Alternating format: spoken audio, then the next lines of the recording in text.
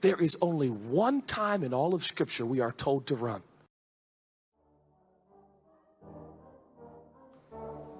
You better hear me. Only one time. And you know what it is? It's run from environments or settings that cultivate or enhance or stir up these intense cravings. It never ceases. I met with a young man recently. He said, Pastor Judah, I just don't know how it happened. I sat down with this girl about 12:30 in her apartment, 12:30 in the morning, and we start kissing, and we start doing some other stuff. And I've been praying, singing, Lord, asking the Lord, saying, Lord, how did that happen? I said, shut up. What do you mean, how did that happen? Don't super spiritualize this.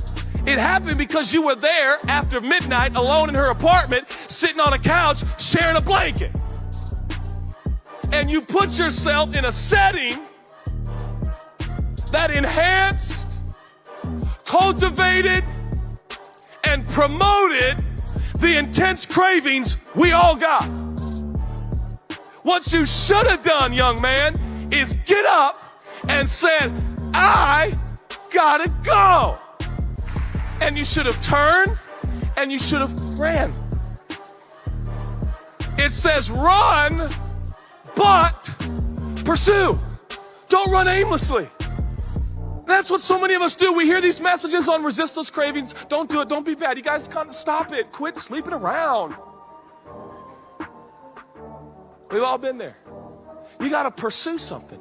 That's why purity is a pursuit of God. What are you pursuing? You got to pursue it. But pursue with. Pursue with. Say, Judah, if you could leave me with only a few words to help me in my purity, what would it be? Flee, but pursue with. Don't ever forget that phrase. Flee, but pursue with. Flee, but pursue. It's not enough just to flee. It's not enough just to pursue. You need some people running with you. Because there's going to be some times when you're pursuing God and all of a sudden you get a little distracted while you're running. Who are you running with?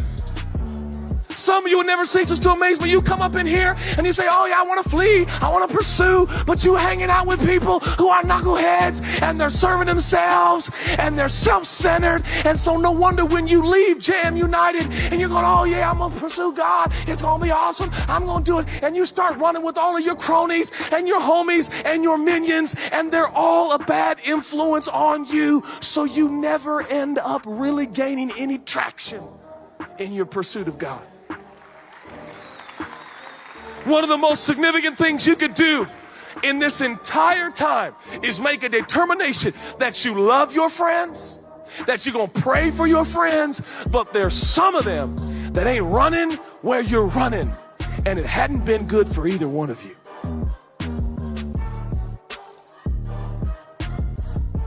Not the most popular message in the world. Who are you running with? That's why you got to get in a connect group.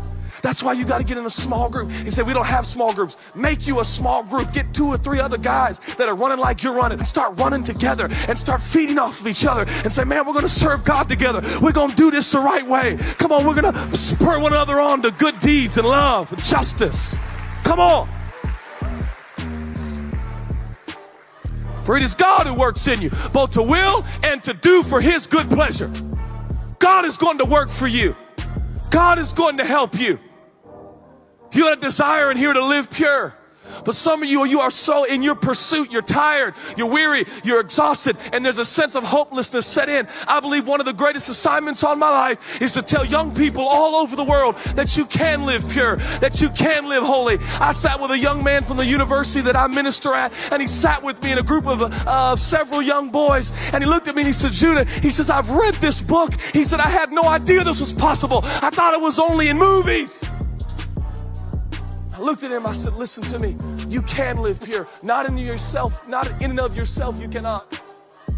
But Jesus, he will help you. You can master sin. You can dominate. I'm here to tell you, some of you have been so lied to. You're sitting here today and you think everyone just has turmoil and anguish as they're resisting the intense cravings of the flesh. And you think for the rest of your life, you're going to have to say no to what you really want to do and just serve God because that's what you have to do. And if that's all we get, if that's why Jesus died on the cross, forget it. I am not serving Jesus just because it's the right thing to do. I'm serving Jesus because he has arrested my mind, my will, my emotions. I'm in love with him.